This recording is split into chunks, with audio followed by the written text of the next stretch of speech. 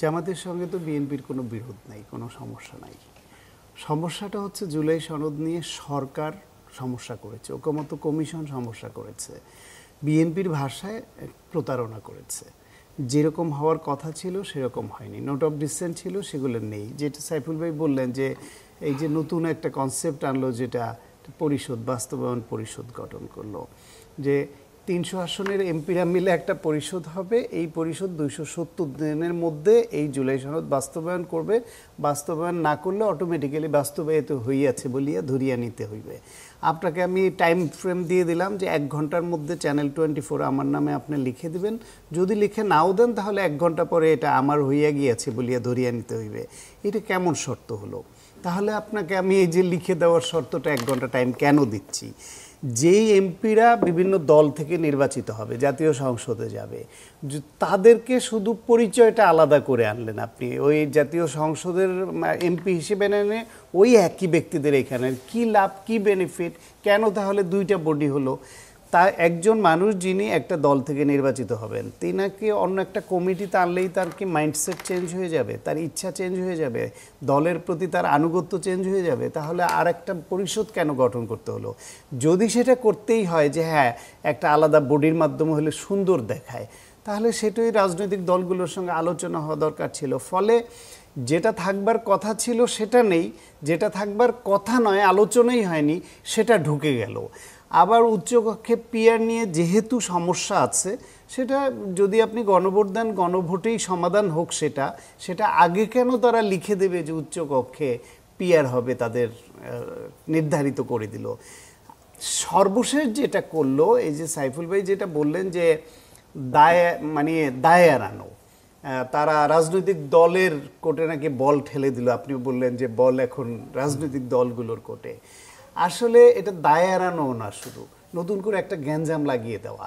যদি রাজনৈতিক দলগুলো নিজেরা আলোচনা করেই এই ঝামেলাগুলো মেটাতে সক্ষম হতো, বাংলাদেশের রাজনৈতিক দল যদি এত সুবিধা হতো, এতটা তারা দলীয় স্বার্থের ঊর্ধ্বে উঠতো, তাহলে তো 9 মাস ধরে এই আলোচনার দরকার ছিল না। এই রেফারির দরকার ছিল। ব্যাপার তারা বলছেন যে 1 সপ্তাহের মধ্যে যদি কোনো সিদ্ধান্ত রাজনৈতিক দল না দেয়, তাহলে তারা যে সিদ্ধান্ত দেবেন সেটাই মোটামুটি মেনে নিতে হবে। এখানেও একটা চালাকি, কারণ ওনারা জানেন যে বাংলাদেশের রাজনৈতিক দলগুলো এইরকম অমীমাংসিত ইস্যুতে নিজেরা আলোচনা করে 1 সপ্তাহ কেন 1 বছর বা 1 যুগেও পারবে না।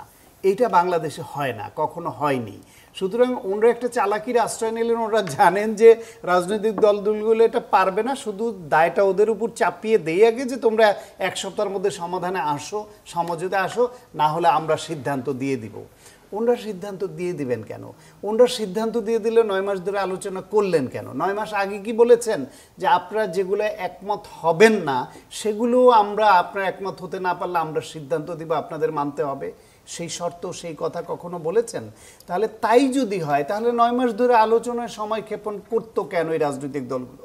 তারা যদি জানেই যে আমরা এখানে একমত না হলেও শেষ পর্যন্ত এই ঐকমত্য কমিশন বা সরকার যা চাইবে সেটাই মেনে নিতে হবে, তাহলে আর আলোচনার দরকার কি ভাই? আপনারা নিজেরা আলোচনা করেন, আপনারা বিদেশ থেকে এক্সপার্ট হায়ার করে আনেন, তারপর বিভিন্ন বিশ্ববিদ্যালয়ের শিক্ষকদের থেকে মতামত নেন, তারপর বিভিন্ন এনজিও কর্মকর্তাদের থেকে মতামত নেন, নিয়ে আপনারা যেটা মনে করেন বাংলাদেশের রাজনীতি কেমন হওয়া উচিত, কী করা উচিত, আমাদের একটা প্রেসক্রিপশন লিখে দেন, আমরা ওই অনুসারে ওষুধ খাওয়া শুরু করি, সেটা বলে দিত।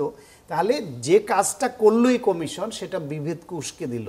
যথার্থই বলেছেন, আজকে যে বাম গণতান্ত্রিক মোর্চা বসছিলেন এবং যে বিবৃতি গণতন্ত্র মঞ্চ তারা যে বিবৃতি দিয়েছেন, যে প্রেস রিলিজ দিয়েছেন, সেটা আমার মনে হয় যথার্থ দিয়েছে। বিএনপির পক্ষ থেকে যে কথা বলেছে তার তো কোনো অন্য কোনো উদ্দেশ্য মনে হয় না, শুধু একটাই যে আমরা যা বলেছি সেটা রাখেন, আর যে আলোচনা হয়নি সেটাকে ঢুকায়েন না এর মধ্যে। এই তো এটুকুই চাওয়া। যদি এরা খুব সরল মনে প্রথমে, আলী রিয়াজ সাহেব প্রথমে যে কথা বলেছিলেন যে রাজনৈতিক দলগুলো যে বিষয়ে একমত হবে, প্রফেসর ইউনূস বলেছেন এটা, সেই বিষয়গুলোতেই জুলাই সনদ হবে এবং ঐকমত্য হবে। যেগুলোতে একমত হবেন না সেটা নির্বাচনী ম্যানিফেস্টোতে যাবে, মানুষের কাছে অ্যাপ্রোচ নিয়ে যাবে দলগুলো এবং ভোটাররা ডিসাইড করবে। এই কথা শুরুতে তো ডক্টর আলী রিয়াজও বলেছেন, ডক্টর মোহাম্মদ ইউনূস তার বক্তৃতায় বলেছেন। সেইখান থেকে ওনারা সরে আসলেন কেন? কারণ হইল এই যে এদের মধ্যে একটু মিলমিশ হয়ে যাচ্ছে, ইলেকশনটা হয়ে যাচ্ছে, সম্ভবত এটা ভালো লাগছে না। মধু খাওয়ার দিন ফুরিয়ে আসাটা নিতে পারছেন না ওনারা।